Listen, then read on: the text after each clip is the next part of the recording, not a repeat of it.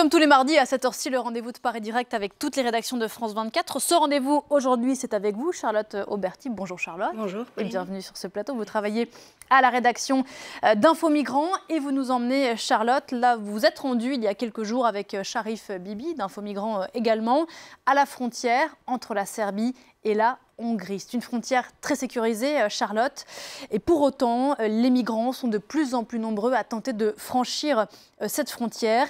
Et effectivement, la semaine dernière, une caravane de plusieurs centaines de personnes, dont des familles avec des enfants, a tenté de forcer le passage depuis la Serbie, donc vers la Hongrie.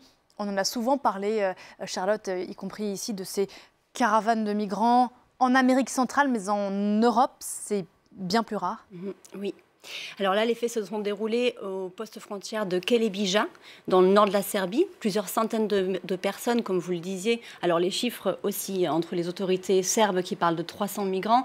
Les migrants, eux, disent parfois être jusqu'à 1 millier de personnes. Ils se sont rassemblés pour faire une manifestation pacifique, comme ils le disaient, pour tout simplement demander aux autorités hongroises de leur permettre l'accès à la Hongrie. Ils se sont donc rassemblés dans une forêt pour commencer à proximité de la zone, puis après ils ont accédé à une zone qui était entre la Serbie et la Hongrie. Donc c'était une tentative assez risquée, étant donné que fin janvier, les gardes frontières hongrois avaient déjà fait des tirs de sommation à l'encontre de plusieurs dizaines de migrants qui avaient eux aussi essayé de passer cette frontière.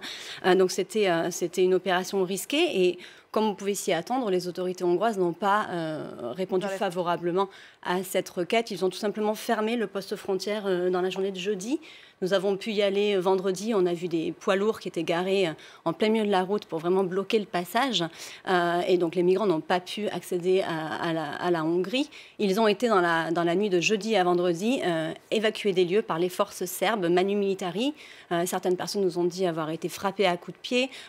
Et donc ils ont été forcés à monter dans une quinzaine de bus et ils ont été dispatchés aux 4 coins de la Serbie.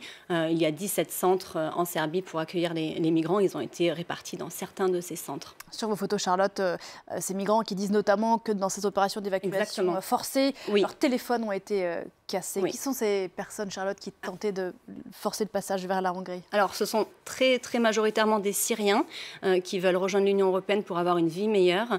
Il y a aussi quelques Maghrébins qui disent, eux, fuir la pauvreté dans leur pays, en Tunisie, au Maroc. Comme très souvent dans ce genre de cas, il s'agit majoritairement d'hommes seuls. Mais il y a aussi, comme vous le disiez, des familles avec des enfants, parfois très jeunes, dans le centre de Subotica, qui se trouve à une trentaine de kilomètres de la frontière, du poste frontière dont on parle. Et c'est là où nous sommes allés. C'est un centre vers lequel ont été rapatriés quelques dizaines de migrants qui étaient à ce sit-in. Dans ce centre, nous avons rencontré un père de famille, un Syrien, qui était accompagné de son fils de 4 ans. Et tous les deux avaient décidé de partir de ce centre car ils disaient ne pas avoir suffisamment de nourriture. Et nous les avons vus prendre un chemin, partir pour une destination inconnue, tous les deux dans le froid. Comment et pourquoi s'est formée cette caravane? Alors la base de l'organisation de cette caravane viendrait d'une rumeur propagée par les passeurs qui auraient dit qu'il existait une possibilité de traverser cette frontière ce jour-là. Donc évidemment c'était faux. Et très concrètement, ça s'est organisé via les réseaux sociaux. Donc plusieurs personnes que nous avons rencontrées nous ont dit avoir reçu des messages WhatsApp leur disant de se fédérer, de se rassembler, comme on le dit, en caravane pour espérer peut-être attirer plus l'attention et médiatiser un peu leur cause. Et pourquoi les personnes l'ont fait? Tout simplement parce que les personnes que nous avons rencontrées ont déjà tenté plusieurs fois de sortir de la Serbie, de traverser la frontière croate, de traverser la frontière hongroise, et à chaque fois, ou alors très régulièrement, ils sont refoulés. Donc pour eux, c'était une manière différente de tenter ce passage.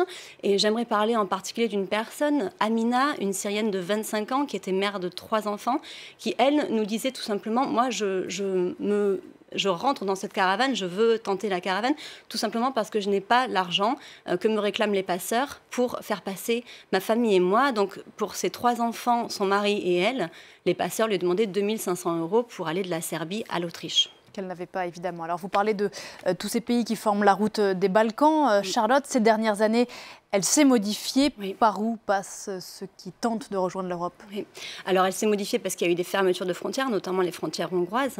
Et dans la région, actuellement, on voit deux axes principaux de passage. Donc, les axes qui partent forcément de la Grèce, là où il y a le plus de personnes actuellement. Donc, ils passent de la Grèce à la Macédoine du Nord via la Serbie, puis la Bosnie.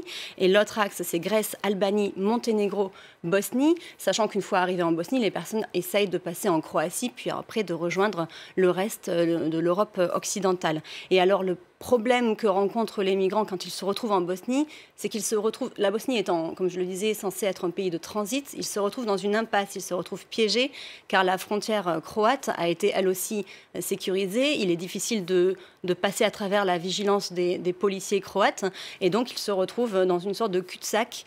Et d'ailleurs, la Serbie peut, dans certains cas, faire office de pays de repli pour tenter d'autres itinéraires. Malgré toutes ces difficultés dont on parle régulièrement ensemble et dont vous parlez évidemment sur le site d'Info Migrants, pourquoi est-ce que ces migrants n'envisagent pas alors de rester en Serbie? Eh bien, il y a donc plusieurs raisons. On sait qu'il y a les raisons surtout économiques. La Serbie ne dispose de pas beaucoup d'opportunités économiques pour ces personnes. Ces personnes veulent, pour certains, retrouver des membres de la famille qui vivent déjà dans d'autres parties de l'Europe. Mais ce qu'on nous a surtout dit quand on était sur place, c'est que les migrants considèrent ce pays, la Serbie, comme raciste et disent subir des discriminations. Notamment, une personne nous disait avoir voulu réserver une chambre d'hôtel dans une ville serbe et il avait l'argent pour payer cette chambre et on lui a notifié que l'établissement n'acceptait pas les Arabes. Merci beaucoup Charlotte pour ce reportage assez édifiant à retrouver donc sur le site internet d'Info Migrants. Vous parliez tout à l'heure des rumeurs qui arrivent jusqu'à ces migrants. C'est précisément votre travail pour Info Migrants, diffuser des informations vérifiées évidemment en 4 langues je crois aujourd'hui, 5 langues peut-être. 5 langues. Merci beaucoup Charlotte d'être venue ce matin sur ce plateau. C'est la fin de Paris Direct. Je vous laisse en compagnie